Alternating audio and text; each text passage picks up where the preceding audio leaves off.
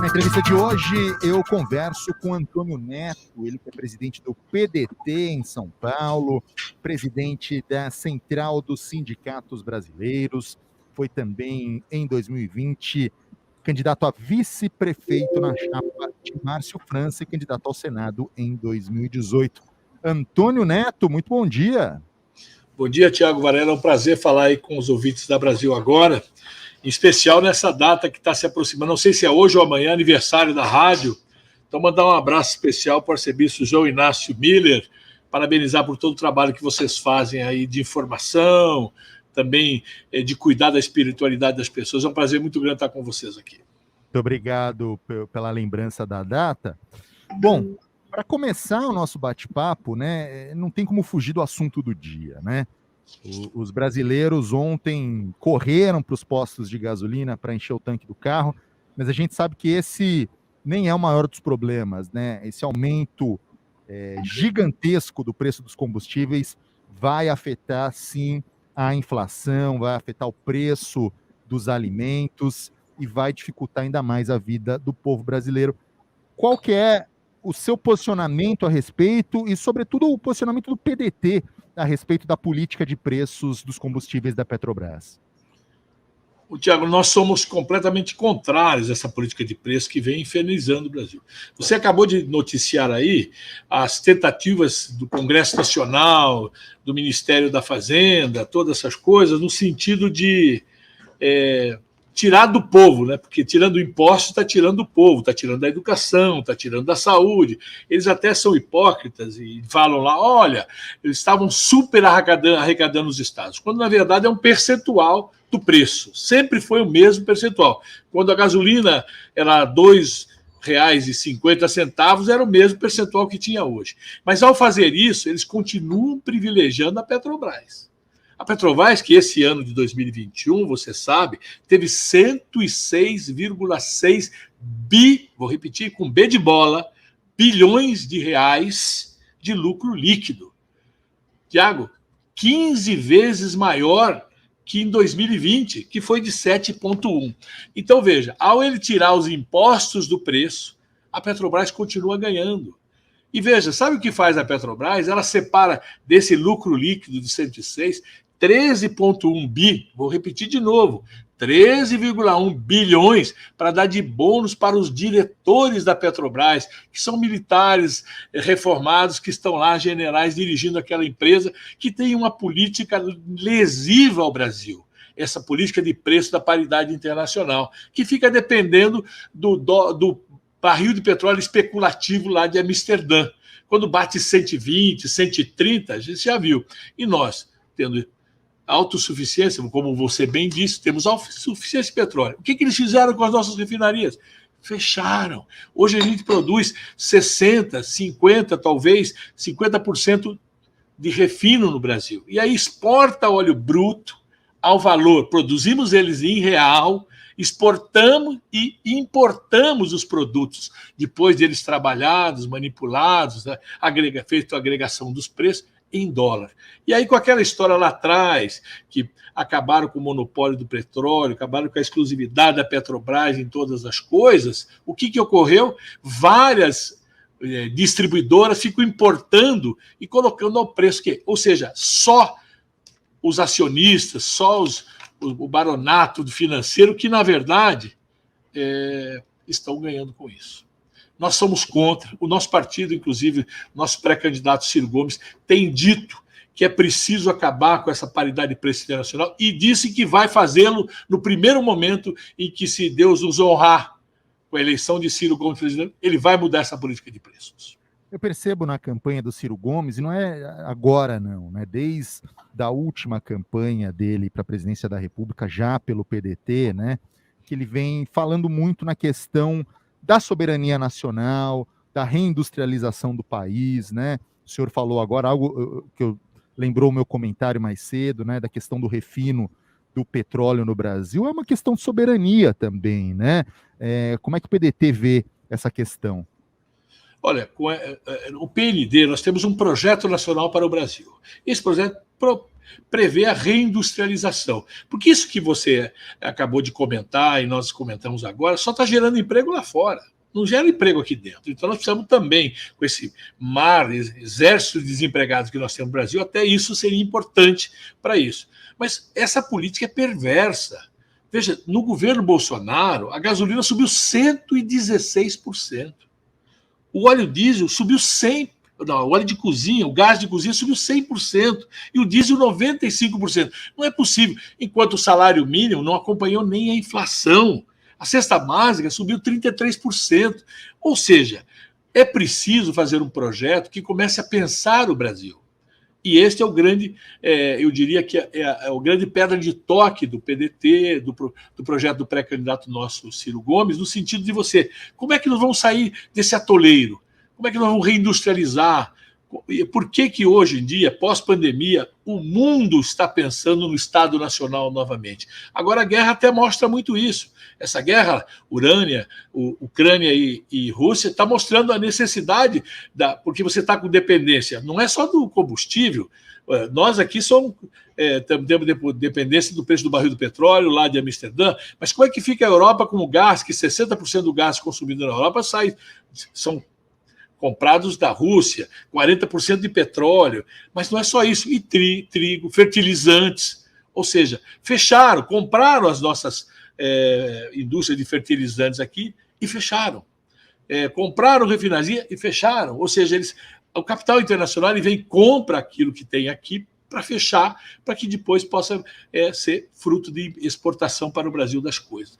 Então, o Projeto Nacional de Desenvolvimento tem um caráter de reindustrializar, de discutir com a sociedade a necessidade de você ter a capacidade da sua produção. Porque senão nós teremos uma vocação, que é o que quer o mundo capitalista, que quer os países centrais, de você ser exportador de grãos, produtos manufaturados, certo? E minérios, ou seja, só essa base. Inteligência, software, produtos já com produto agregado, nada disso. Nós estamos exportando soja e grão, nem amassado a gente faz aqui. Você viu pouco tempo atrás um problema com gado sendo exportado em pé, que deu problema aqui no Porto de Santos, que por um problema qualquer de alimentação, não sei o que ocorreu, o gado estava sofrendo. Ou seja, nós passamos a ser exportadores de produtos naturais. E aí, que país é esse? Onde você terá espaço para que a nossa juventude possa ter aqui um horizonte lá na frente de poder se desenvolver, de crescer? Não, nós precisamos fazer o inverso.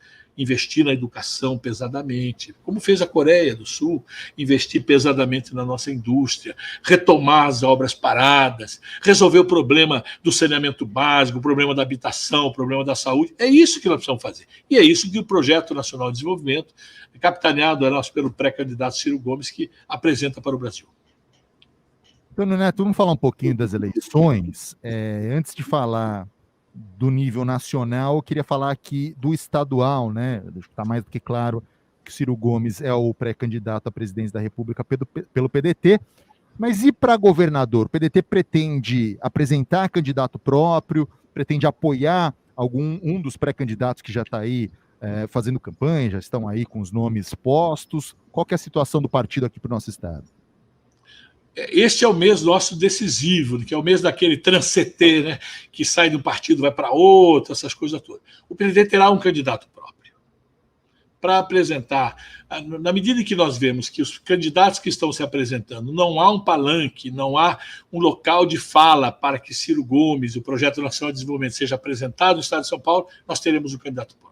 Seja ele de personalidades oriundas do partido, eu posso citar 3 aqui para você: a Sueli Vilela, ex-reitora da USP, foi candidata a prefeita de Ribeirão Preto, foi uma performance excelente, teve 91 mil votos no segundo turno, teve 52 mil votos no primeiro turno, um grande nome, experiência de gestão, você pode ver, geriu a USP, que é um orçamento de 5 bilhões e 800 milhões, tem uma experiência grande. Nós temos também o Major Mário Filho, que foi comandante da Rota, em São Paulo, já está afiliado no partido, colocou seu nome à disposição, seja para o Senado, seja para a Câmara Federal, seja também para qualquer coisa que o partido precise, assim como fez Sueli Vilela. E temos também um intelectual, Daniel Manduruku, que é um intelectual indígena aqui da região do Vale do Paraíba, de Cruzeiro, e que autor de 50 e poucos livros, disputou a Academia Brasileira de Letras, são nomes que o partido tem e que se colocaram à disposição. E tem também que nós estamos conversando muito com o ex-prefeito de Santana de Parnaíba, Elvis César, um prefeito jovem, de 45 anos, que fez uma transformação muito grande na cidade de Santana de Parnaíba, reduziu o índice de mortalidade, investiu muito em educação, se tornou uma cidade modelo, saiu dos últimos lugares e passou a ser entre os 20 melhores municípios do Brasil. Ele teve sua gestão premiada várias vezes, seja pela Fierges, lá do Rio de Janeiro, seja pelos institutos que premiam prefeitos por gestão, foi coordenador e presidente do consórcio de prefeitos, ou seja, estamos conversando e ainda essa próxima semana, o mais tardar, nós já estaremos definindo aqui em São Paulo os rumos do PDT na eleição estadual, na eleição federal, que você sabe, o Ciro, nós já aprovamos em convenção nacional lá em janeiro, que ele é o nosso pré-candidato. Agora estamos vendo a questão da vice-presidência da República, e aí em São Paulo, governador, senador, uma chapa boa de deputados federais, deputados estaduais, para que a gente possa mostrar a São Paulo um projeto paulista de desenvolvimento, alinhado plenamente com o Projeto Nacional de Desenvolvimento, e poder mostrar que São Paulo não é só o PPP, que diz muito esse governo do PSDB, que é pedágio, presídio e publicidade. Nós queremos um projeto paulista de desenvolvimento para resgatar aquilo que nós chamamos das vocações dos diversos cantos do Estado. Você tem cantos aí que são para turismo, agronegócio, tem outros que é para indústria, tem outros para polos tecnológicos. É isso que nós vamos efetivamente fazer. O senhor disse, né, que nos próximos dias o PDT vai definir, né, esse nome para o governo do Estado, para o Senado e para a vice-presidência. Ontem voltou, né, a história do nome do apresentador José Luiz da Atena, apresentador da Band, né? Isso quem confirmou foi o próprio Carlos Lupe, presidente nacional do PDT. Como é que o senhor vê o nome do Datena, seja para a vice-presidência, seja para o Senado, seja para o governo do Estado? Com muito bons olhos. Nós aqui do PDT de São Paulo acreditamos que será muito importante para o PDT a chegada de um nome como o Datena, que tem tido um papel na imprensa, assim como vocês na rádio, sabe o papel que vocês têm de mostrar a realidade, de cobrar toda a questão dos órgãos públicos, das gestões públicas, e que respeite o contribuinte, que respeite o munícipe, porque as coisas que a gente tem visto, infelizmente, têm judiado muito da população. Volto a dizer, a história do PPP, presídio, né, pedágio e publicidade, para dizer que as coisas estão boas. E ele tem sido um crítico mordaz, seja na questão estadual, seja na questão municipal mesmo, aqui da capital de São Paulo, seja na questão nacional. Então, eu creio que será um nome que tem um apelo popular muito grande, que pode ajudar o PDT a decantar e espraiar cada vez mais aquilo que nós chamamos do Projeto Nacional de Desenvolvimento. Nome, na sua opinião, que estaria em consonância com o projeto nacional do PDT, com o projeto do trabalhismo, né, com as ideias que o Ciro Gomes vem apresentando, porque é um nome que geralmente é ligado a partidos de direita aqui no Brasil. Olha, na verdade, na medida em que a pessoa se aproxima da gente, quem está mudando é ele. Ele ganha o verniz e sim, vem conhecer o que nós chamamos das nossas ideologias trabalhistas, que é uma ideologia de um partido que é humanista, um partido que não está nem defendendo e nunca defendeu o Estado totalitário, totalmente